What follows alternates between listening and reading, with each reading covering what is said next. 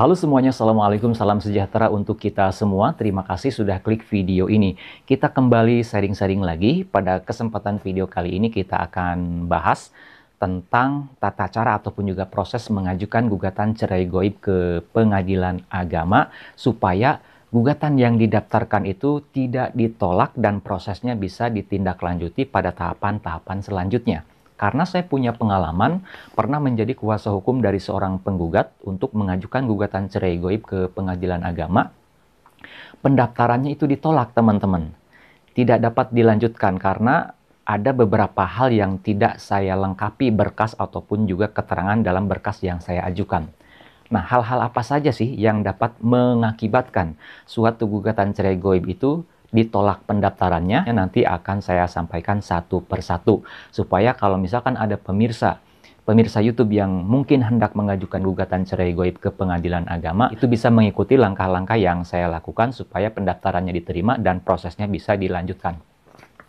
Gugatan cerai goib itu maksudnya adalah gugatan cerai yang diajukan dari seorang istri kepada suaminya, yang mana si suaminya ini sudah pergi meninggalkan si istri, dan sejak dia pergi meninggalkan istrinya tersebut, dia sudah tidak diketahui lagi di mana keberadaannya di seluruh wilayah Negara Kesatuan Republik Indonesia.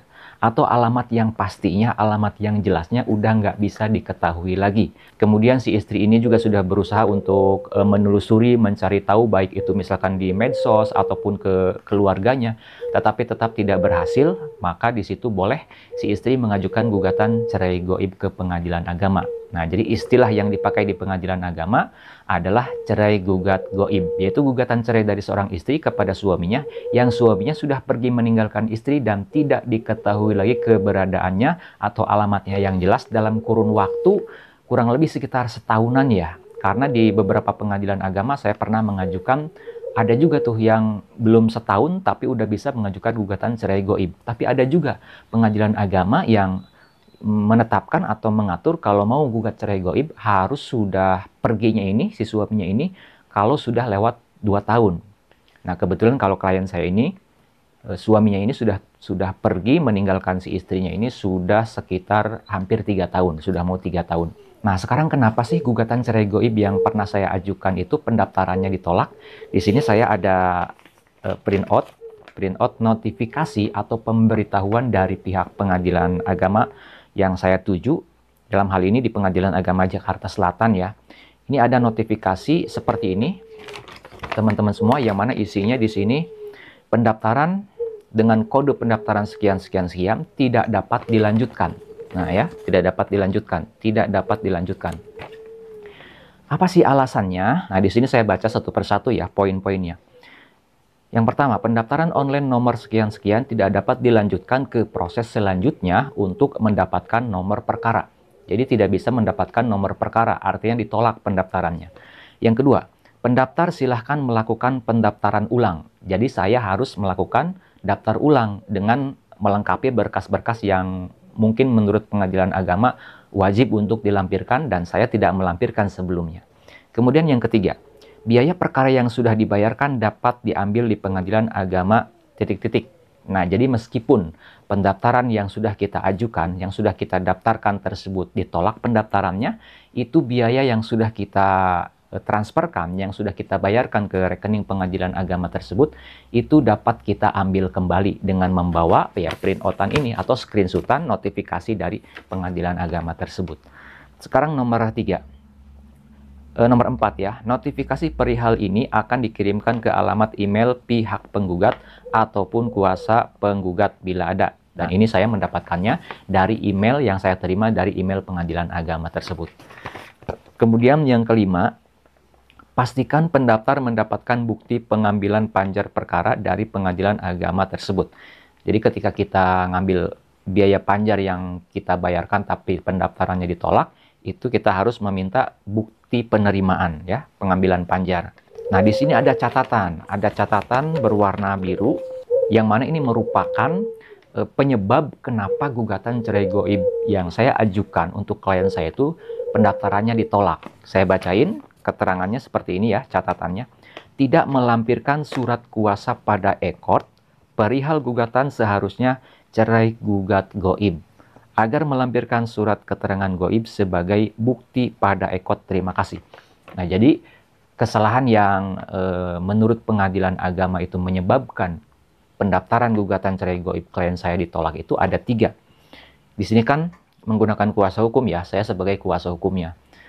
Ada 3 catatan dari pengadilan agama yang mengakibatkan pendaftaran ini ditolak. Yang pertama, karena di dalam surat kuasa itu tidak disebutkan peruntukan untuk mengajukan cerai gugat gaib.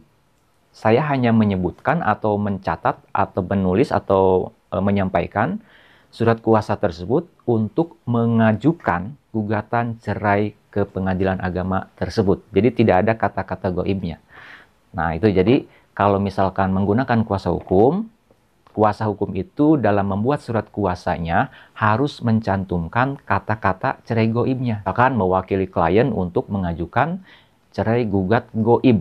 Nah, jadi ada kata-kata gaibnya. Kemudian, perihal gugatan seharusnya cerai gugat gaib. Nah, di dalam surat gugatan yang saya upload, di situ kan di dalam surat gugatan itu bagian halaman pertama, biasanya kan yang pertama kan tanggal. Kemudian tujuan ya, kepada yang terhormat ketua pengadilan agama mana, di mana misalkan, nah di bawahnya kan suka ada perihal. Di situ saya hanya mencantumkan atau menyebutkan cerai gugat. Jadi yang saya cantumkan perihalnya itu adalah cerai gugat. Yang diminta oleh pengadilan agama itu adalah cerai gugat gaib. Nah, saya perlihatkan ya di surat gugatan. Nah, di sini teman-teman. Jadi yang harus kita cantumkan itu dalam perihalnya adalah cerai gugat gaib. Jadi jangan hanya mencatat atau mencantumkan perihalnya itu hanya cerai gugat saja, tapi harus cerai gugat gaib. Nah, ini yang sudah saya perbaharui ya. Kemudian catatan yang ketiga, agar melampirkan surat keterangan gaib sebagai bukti pada ekod. Jadi kalaupun daftarnya secara ekod, secara online, kita tetap harus melampirkan bukti sudah diterbitkannya surat keterangan gaib dari aparat pemerintah yang berwenang, dalam hal ini adalah kelurahan. Karena waktu pendaftaran ya memang saya tidak melampirkan atau tidak mengupload bukti telah adanya surat keterangan gaib dari kelurahan. Maka oleh karena itulah pendaftaran yang saya ajukan ditolak. Nah, setelah ada notifikasi seperti ini, akhirnya saya mengajukan revisi atau membuat revisi, dan juga saya melakukan pendaftaran ulang. Yang saya revisi yang pertama adalah surat kuasa ya. Surat kuasanya ada kata-kata cerai gugat gaib, kemudian di gugatan juga dimasukkan di situ ada perihalnya cerai gugat gaib. Kemudian pada saat pendaftaran saya juga sudah mengupload bukti surat keterangan gaib dari kelurahan. Contohnya seperti ini. Nah, ini adalah surat keterangan gaib dari kelurahan. Surat keterangan gaib ini isinya adalah menerangkan seperti ini. Isinya ya. Berdasarkan surat pengantar RT RW 00 sekian, nomor sekian, dan surat pernyataan yang bersangkutan tanggal sekian, nama tersebut di atas menerangkan bahwa suaminya yang bernama Pulan bin Pulan telah meninggalkan rumah sejak tanggal sekian bulan tahun sekian hingga sekarang dan tidak diketahui keberadaannya, dalam kurung gaib. Surat keterangan ini dipergunakan untuk kelengkapan permohonan cerai ke pengadilan agama mana dan instansi terkait mohon penelitian lebih lanjut. Nah, ini adalah isi daripada surat keterangan gaib dari kelurahan yang menerangkan bahwa suami dari si penggugat ini sudah pergi meninggalkannya dan sudah tidak diketahui lagi, tidak pernah kembali, tidak ada kabar, tidak ada informasi.